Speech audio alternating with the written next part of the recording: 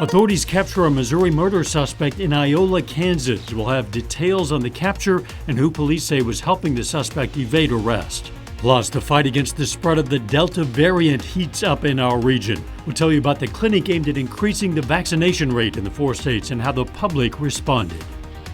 The 4 states' most watched news starts now. The city of Joplin says it paid out more than $300,000 from its cyber insurance policy following what it calls a cybersecurity incident. This is KOAM News at 6. That incident, you'll recall, happened last month. It shut down the city's online services like bill payment and the COVID-19 dashboard.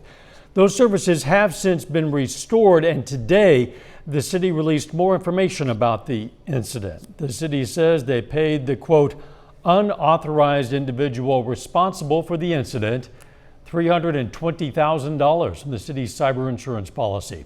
They've called in help from an IT forensics firm to help with the investigation.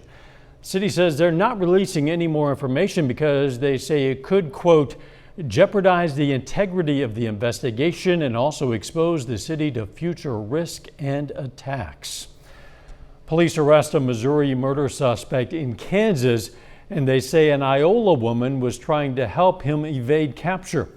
Authorities arrested 19-year-old Robin Morales Sanchez, who they say stabbed and killed Moises Hernandez Sanchez and stabbed another victim in Ashland, Missouri.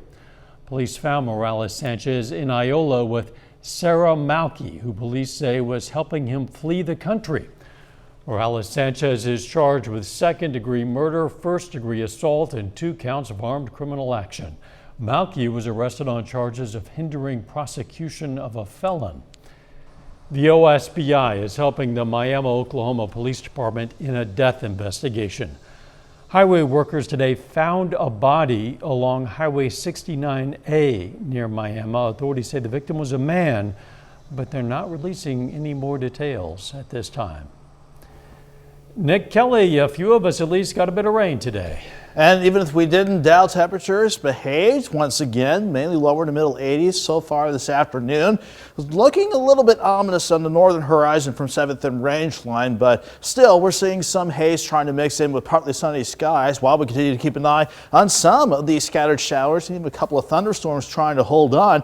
Most of the area is staying dry, but we are seeing some areas of rain. A quick tour of one area I can show you. A couple showers near Stockton Lake, area of rain around Jasper, Golden City, and another rain trying to sink slowly south close to Carl Junction, Waco, and Asbury. Rain chances we'll keep an eye on up until about 10 or 11 o'clock this evening. Then I think we're dry for the rest of the night. As far as temperatures go, most of us near 80, if not mainly lower 80s.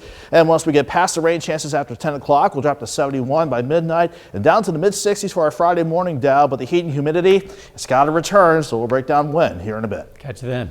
The federal eviction moratorium expired last weekend. Then on Tuesday, the CDC issued a new moratorium lasting until October. Well, we spoke with Neosho attorney Jordan Paul, who handles eviction cases. He says that to use the moratorium, tenants must raise the issue and show that they lost income because of the pandemic. Paul says he's seen only 2 or 3 cases try to use the moratorium. None of them met the second requirement. But there may be alternatives. Organizations like Catholic Charities provide rental assistance to those who need help. For folks who may find the process too cumbersome, that the landlord can also apply for these funds. So landlords out there who have tenants who are behind on the rent, they can come to us and we will walk them through the process of getting paid. To get approved for assistance, the renter must be in Missouri. At least one member of the household must have been impacted by COVID, and the household must fall below 80% of the average median income. Any money awarded by the charity would go to the landlord. Still ahead, Access Family Care in Joplin works to increase vaccination numbers in our region with a clinic. And the Bourbon County Sheriff's Office presents the payoff from its annual golf scramble to the Kansas Special Olympics. The percentage of U.S. adults who say they oppose getting the COVID vaccine has remained unchanged since December, according to a report from the Kaiser Family Foundation. That opposition and other vaccine hesitancy is what a collaboration in Joplin is working to get through, so more 4-staters will get vaccinated. KOAM Zach Dodge has how that effort has come to a head and how the community has responded. From school leaders, Bulldogs, go out and get vaccinated. and coaches, Our best advice is seek your healthcare professional. to community leaders Listen to the doctors, listen to the epidemiologists, listen to the scientists. and doctors, all coming together to encourage 4 states residents to get vaccinated. The risk is too great not to get the vaccine. Efforts by the Community Health Collaborative, made up of several community organizations and leaders, to get vaccination rates in the community up, came to a head with a walk-in clinic at Access Family Care. All of the healthcare professionals who have partnered with us have spoke to the safety and the efficacy of the vaccines and at least preventing serious illness and hospitalization. And so we think as a community, it's our responsibility to have a safe community for each other. And as vaccinations happened inside, those leaders took to Facebook Live to encourage residents to come out. And we're rivals and we like to win when we're on the court or on the field, but we're not competing right now. We're all on the same page, pushing for the same thing. A drive-in testing clinic was also put on by the state, with more than 50 tests in 3 hours. So more will be done to break through vaccine hesitancy or whatever else may be holding residents back. Whatever the reasons have been that they have not had the vaccine in the past, I think with the present state of affairs, with the Delta variant, that they need to rethink this situation. We came together after a giant tornado 10 years ago, and that's the community that we need to see back here to beat this crisis. In Joplin, Zach Dodge, KOAM News. According to the City of Joplin's coronavirus dashboard, 95 people are hospitalized with COVID in Joplin hospitals right now. If you have questions about the vaccines, you can find more information on the CDC's website. And if you're a Missouri resident looking for where to get a vaccine, well, you can visit Missouri's Vaccine Navigator to find what locations near you have your preferred vaccine. We have links to both of those sites on our website, KOAMnewsnow.com. The Bourbon County Sheriff's Office today presented the funds from its annual golf scramble to Kansas Special Olympics. The office and the participants in the scramble brought in more than $32,000. The community helps us along the way. We have great support from our participants, our volunteers, city people, the county people. Me and Steve, we play in a lot of tournaments across the state, and so that brings people back to Bourbon County as well.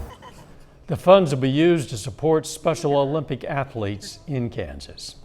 Later, we're going to tell you what's behind confusion over a mask mandate in St. Louis. But first, not only am I tracking some thunderstorm chances this evening, but we got to track the returning heat and humidity as well. I don't like it, but we got to get to it next.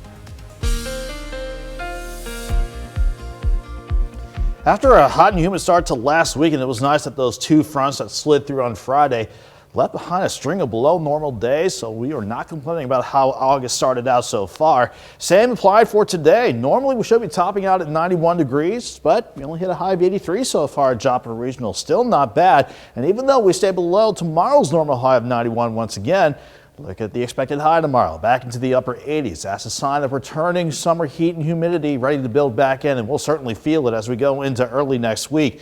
In the meantime, though, before we get to all of that, we've got a weak wave upstairs passing nearby, strong enough, though, to fire off some scattered showers and thunderstorms, mainly during the afternoon so far. Not everybody has seen it, but for those of you that have, there have been some pockets of moderate to occasionally heavy rain at times, and there are still some about parts of the region. In fact, we can zoom in on a few tighter spots. We got a couple showers around Waco, Asbury, north of Carl Junction, west of Oronogo, that corner of Jasper County. A couple weak showers south of Lamar and right around Golden City as you work closer to Stockton Lake. But on the Oklahoma side, the only other area of rain I can find in the area is in very southern parts of Washington County, close to still the stronger stuff in southern parts of Osage County. So these are still some areas of rain I'll track as we go through the rest of the evening. But once we get to about 10 or 11 o'clock, I think we'll be in better shape, more quiet shape overall for the rest of the night.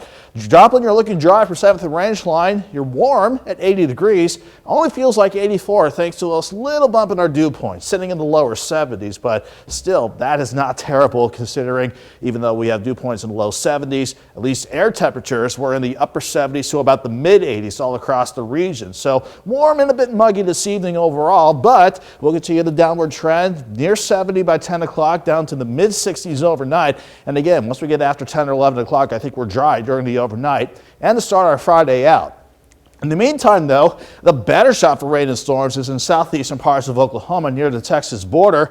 Not much features on the surface map to show you, just a weak wind shift line to help trigger some of our scattered rain and storms today. But the main culprit of that is the upper low spinning just to our north. But once that scoots along, so that jet stream starts lifting back overhead, some of that summer heat and humidity will return as a result. You can see, though, on the future track, we'll hold on to at least some isolated, widely scattered storms up until about 11 o'clock.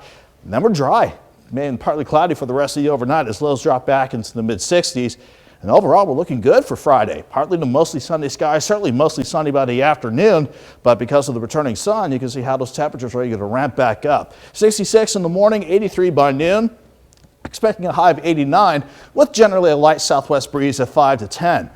By Saturday, we'll be back in the lower 90s, but I do want to keep an eye on another upper wave that'll pass mainly to our north. But as long as it's close by, we'll see if it can bring in some scattered thunderstorms on Sunday. Otherwise, we'll stay hot and humid once again. And this is pretty much the overall trend as we go throughout the middle of next week. Just this upper level ridge and control, but not enough to squash any random isolated storm chances through the middle of next week. But in the end, we can only hold off on the August heat for so long. 89 tomorrow, 92 Saturday, 93 Sunday, then mainly mid-90s early next week with lows back in the mid-70s now. Yeah, we knew the 90s had to return eventually. It is August. It is the 4 states. Gosh, we've enjoyed the cooler weather while it's been here. Yes, it has. Thanks, Nick.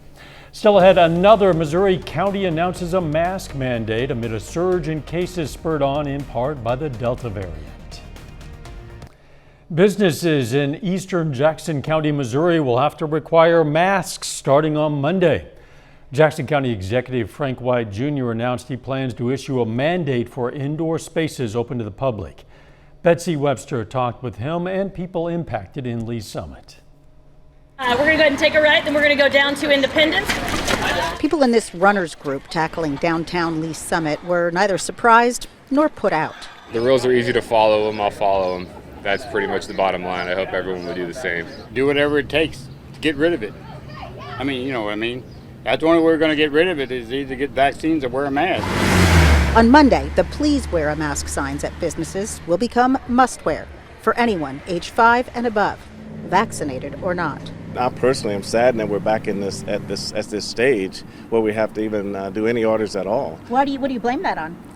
The variant and people not being vaccinated. One place not included is Independence because it has its own health department and so far has yet to do anything more than suggest masks.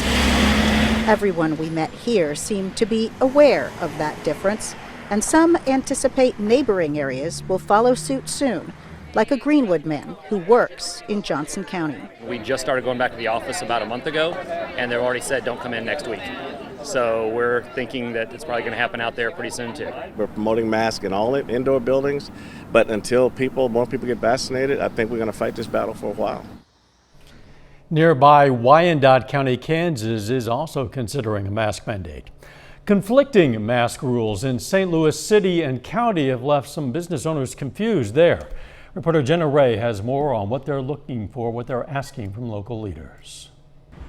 Right now, I'm standing in St. Louis County, but just a mile down the road in the Del Mar Loop, that mask mandate is still in effect. And I've talked to restaurant owners, business owners, and customers today who are saying they're confused and they just want clarification. It is confusing. I've never made so many different signs about masks in my life. We just want to kind of give people some good food, and that's really we want to provide a fun atmosphere, and it just kind of makes us look like the bad guys. It's like, you know, if it's not us, it's somebody else telling us to do this. Clear and distinct rules. That's what restaurant owners and customers across St. Louis County say they want. People are confused if they come in from out of state or they come in from St. Charles County, where it's different than St. Louis County or St. Louis City. The more unified we can be, I think, the easier it'll be on all of us. Joe Edwards owns Blueberry Hill in the Del Mar Loop. That location is in the county, but down the road, he owns another business inside city limits. The clearer the mandates can be, the better off everybody is, I think. Daniel Porzel, owner of Sauce on the Side, is in the same boat. The biggest concern would just kind of be the negative kind of impression that we might give by trying to either tell somebody to or not to do something that they don't feel is necessarily our place to tell people what to do. Customers tell me it's confusing to them too. You'll see the signs on the door that say that it's required, and then you go into to the store or the restaurant and you see that people don't have a mask on. Amy Fix lives in St. Louis County. She says the back and forth of mask mandates has been frustrating for her since she's vaccinated. And I just think people should be using common sense, and if you're not going to be vaccinated and you don't feel well, stay home and protect the rest of us. And I don't think necessarily a mask would prevent that. For now, the halt on masking applies only to St. Louis County. There is still a mask mandate in St. Louis City. The judge will review this order again on August 17th. St. Louis area taxi company is refusing customers who are vaccinated or are wearing masks. Yo Transportation Services touts its policy banning masks or vaccinated riders.